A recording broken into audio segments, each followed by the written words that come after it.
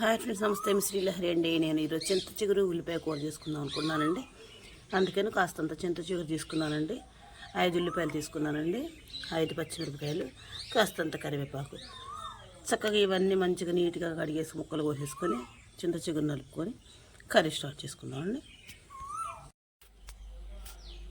ఇదిగోండి, చక్కగా ఉల్లిపాయలు కోసానండి. 4 ఉల్లిపాయలు కోసుకున్నాను, 4 పచ్చిమిరపకాయలు, కొంచెం కరివేపాకు బాగా చేసుకుని రెడీ పెట్టుకున్నా. ఇదిగోండి చింత చిగురు. ఆయిల్ వేడి వచ్చేసింది. చక్కగా ధనియాలు జీలకర్ర వెల్లిపాయ మాత్రం చక్కగా మెత్తగా కొట్టుకున్నానండి.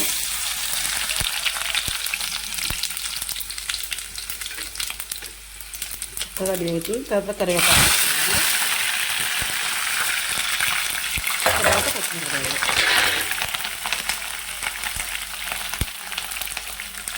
తర్వాత వచ్చేసి ఉల్లిపాయలు.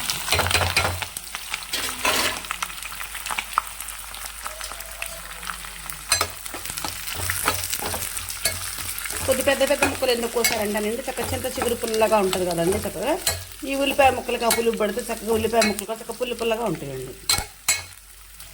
చక్కగా దీన్ని ఒక 5 నిమిషాల పాటు చక్కగా సిమ్లో పెట్టి చక్కగా మంచిగా మగ్గనిద్దామండి. బాగా ఎర్రగా వేయించడానికి కాదండి, ఇది సిమ్లో పెట్టుకుంటే ఉల్లిపాయ ముక్కలు చక్కగా మగ్గుతాయండి. ఏగితే కూరకు బాగుంది, మగ్గితేనండి చక్కగా ముక్కలు ఉబ్బుతాయి కదండి. చింత చిగురు పట్టుద్ది, చక్కగా పుల్లగా బాగుంటుందండి. ఇది చూసారండి, చక్కగా ఉల్లిపాయ ముక్కలు చక్కగా మగ్గుతున్నాయండి. దీంట్లో మనం ఇప్పుడు చక్కగా కొంచెం సాల్ట్, కొంచెం పసుపు వేసుకుందామండి. ఇదిగోండి పసుపు, ఇదిగోండి సాల్ట్.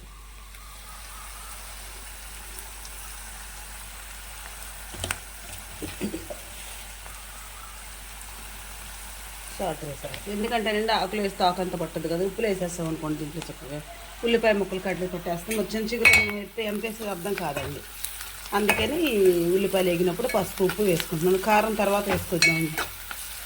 ఒక్క నిమిషం అదే కారం వేసుకుందామండి. వేసుకున్న తర్వాత చింతచిగురు వేద్దామండి. కాసేపు మగ్గుద్ది. మగ్గిన తర్వాత మనం కొంచెం కూర తీసుకుందామండి. బయటకు తీసుకున్న తర్వాత 2 కోడిగుడ్లు వేసుకుందామండి. కోడిగుడ్డు అయితే మా రెడ్డి గారు తినకూడదండి. ఈ మధ్య పెంజరి గారు తిన్నాను మా రెడ్డి గారిని. కొంచెం 2-3 సంవత్సరాల వరకు కోడిగుడ్డు తినొద్దన్నారండి. కోడిగుడ్డు మానేసారు. మనిషికి కూర చేయటం అంటే కొద్ది కష్టం కదండి. అందుకని కొంచెం కూర తీసుకున్న తర్వాత మనం అప్పుడు కోడిగుడ్డు చేసుకున్నామండి. ఎక్కడ పని అక్కడే ఉందండి. ఈరోజు టిఫిన్ చేయాలండి. ఇప్పుడే కుక్కర్లో అన్నం పెట్టాను, ఇంక అన్నం ఉడకలేదు. ఇంకా లేట్ అయిపోతుందండి. ఊరికి వెళ్ళే పని కొంచెం ఈరోజు మా పాపాళ్ళు దేవుళ్ళు పెట్టుకుంటారండి. కట్టేద్దాం, కట్టేయటం కుదరలేదు, ఇంక కట్టేసుకోవాలి. ఇది కూడా చక్కగా ఇది మగ్గిపోయింది. చింత చిగురు వేస్తుంది. ఉందండి, ఇది మగ్గేసరికి ఎంత గిందంతా వద్దండి. ఇది ఎంతో కాదండి, చింత చిగురు ఎంత పోసుకున్నాము బోళ్ళు అంత వేస్తామండి. ఏంటంటే చిన్నగా కొంచెంగా మగ్గిపోద్దండి. ఆకు కదండి, చిన్నగా మగ్గిపోద్దండి. చూడండి, చక్కగా చింత చిగురు వేసేసుకున్నాక చక్కగా మగ్గుతుంది. ఇది మగ్గిన తర్వాత చక్కగా మనం దీన్ని కొంచెం కారం వేసుకొని కొంచెం కర్రీ తీసుకున్నామండి. తీసుకున్న వెంటనే 2-3 కోడిగుడ్లు పోసుకుంటే కొంచెం పిల్లలకు కూడా చక్కగా ఇష్టంగా తింటారండి. కోడిగుడ్డు చింత చిగురు కానీ, కోడిగుడ్డు రొయ్య కానీ, కోడిగుడ్డు చేప కానీ చాలా బాగుంటుందండి. ఇంకోటండో, మళ్ళీ ఈ చింత చిగురును మటన్ అయితే ఇంకా చాలా టేస్ట్ ఉంటుందండి. కాకపోతే మనం మటన్ ఉండే ఛాన్స్ లేదు, ఇప్పట్లో రాదు, తక్కువ తెచ్చుకుంటామండి. కానీ మటన్ చింత చిగురు భలేగా ఉంటుందండి. గోంగూర మటన్ ఎట్లా చింత చిగురు మటన్ అంత బాగుంటుందండి. ప్రజెంట్ అయితే మనం కోడిగుడ్డు చింత చిగురు చేసుకుంటున్నామండి. దీన్ని మగ్గిన తర్వాత చక్కగా కొంచెం కారం వేద్దామండి. ఇది కొంచెం చక్కగా మగ్గిపోయిందండి. కారం వేస్తున్నాను కొద్దిగా, లైట్గా పచ్చిమిరపకాయలు వేస్తాను కదా, కొద్ది కారం వేస్తున్నాను.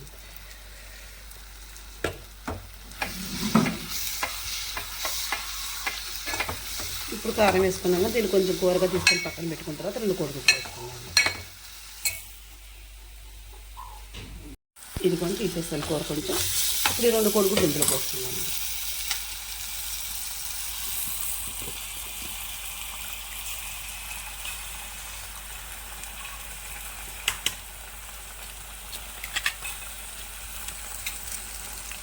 దీన్ని చక్కగా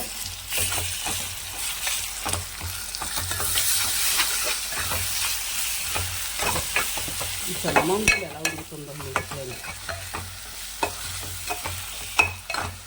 చక్కగా దీన్ని ఒక 2-3 నిమిషాల పాటు చక్కగా సిమ్లో పెట్టి చక్కగా మంచిగా ఈ సొనవాసన పోయే వరకు మంచిగా ఉంచుతామండి. ఇట్లా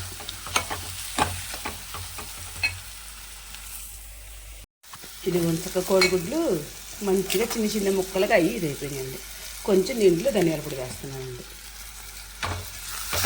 అబ్బా అట్లా పుల్లగా భలే టేస్ట్ ఉంటుందండి. చివరి కొంచెం ఒక్కర వేసుకొని అన్నంలో చక్కగా నోటికి కమ్మగా ఉంటుందండి.